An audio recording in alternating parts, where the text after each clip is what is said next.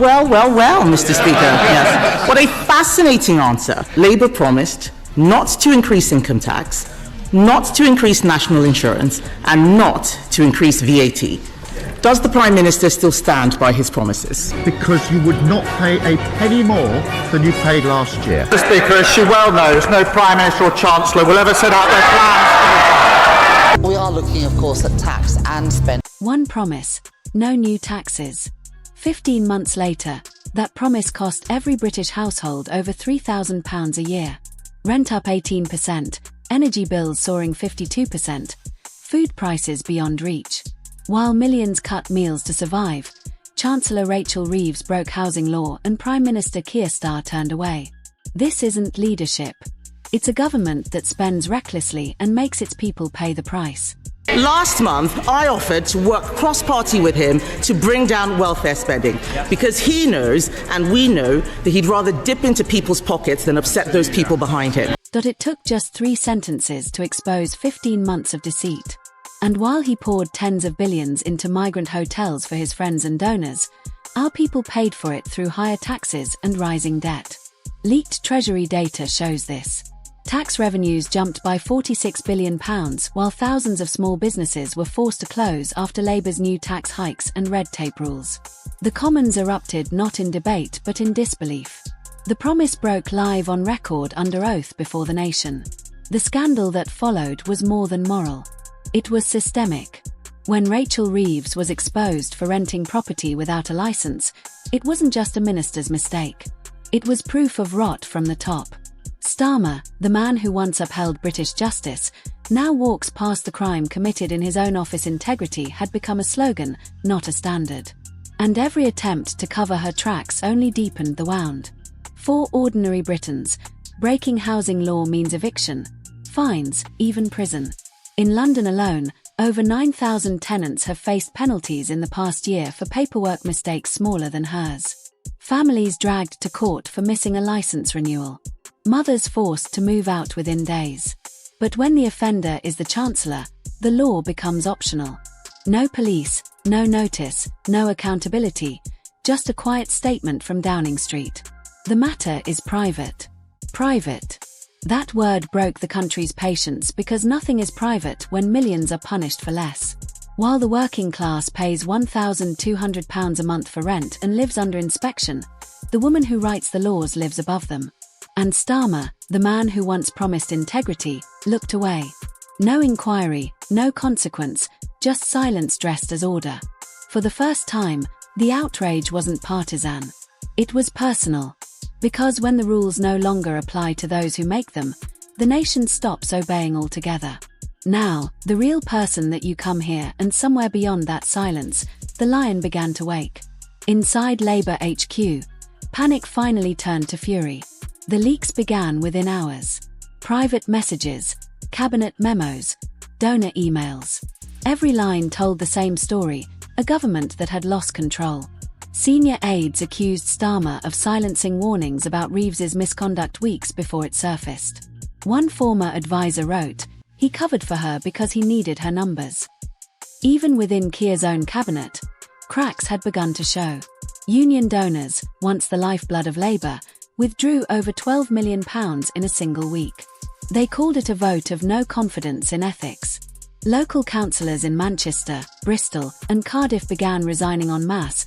The party's grassroots, nurses, teachers, rail workers said they no longer recognised the movement they had built. Meanwhile, in student halls and pubs across Britain, young voters who once believed in Starmer's promise of honesty began turning away. The phrase "no tax rise" became a national punchline. On TikTok, one clip hit 10 million views. A student tearing his Labour card and saying, "You lied for power. We pay for it every month across Britain." Resignation turned into ridicule. A mural appeared overnight in Leeds. Star's face under the words. The promise expired. By morning, it was trending worldwide. The government had broken its word. Now its base was breaking with it. And when a government loses laughter, it loses legitimacy. The Prime Minister of our country after that election. Ladies and gentlemen, Kemi Badenoch. While the palace stood silent, the markets began to scream. The pound dropped to 6%. Mortgage arrears doubled. Energy bills climbed 52%. Inflation stuck above 6%. The growth Starmer bragged about was built on debt, and now the scaffolding was collapsing. In Leeds, a nurse told BBC Radio she sold her car to afford rent. In Liverpool, a pensioner said she skips dinner 3 nights a week. Across Britain, food banks hit record demand: 3.4 million visits in a single quarter. But the numbers hid a deeper wound. Trust families began hoarding savings. Small shops stopped hiring. The high street dimmed. Shuttered cafes. Charity stores replacing groceries. Every closed sign was another vote of no confidence. By autumn, unemployment hit 7%.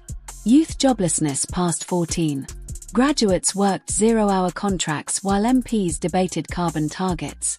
Economists called it stagflation. Ordinary people called it theft. Social services buckled. Domestic violence shelters reached capacity. Mental health hotlines rang non-stop. Charities reported a 60% surge in calls from men unable to feed their families. And still the Prime Minister spoke of resilience. The lion wasn't sleeping anymore. It was starving. Abroad, Britain's decline became dinner conversation. Le Figaro called it moral collapse. Der Spiegel, a red government turned grey. In Washington, one aide whispered, "He's finished." In Brussels, investors froze £30 billion in projects. No one trusts a country that won't face its own truth. But inside Britain, that shame became fuel. Universities held vigils for honesty. In Leeds, a student whispered, "My grandfather fought for justice. I'll fight for it, too." In Portsmouth, veterans marched beside them. Flags and medals, youth and memory. 2 generations, one cause. Artists joined next.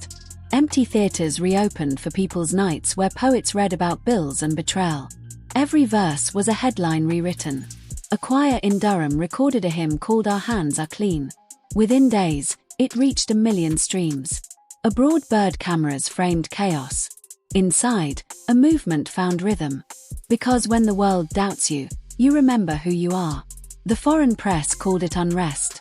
The British called it rebirth. And as headlines turned away, the heartbeat of a nation grew louder. By month's end, the facade had cracked. 3 ministers resigned. 2 were suspended. 1 defected.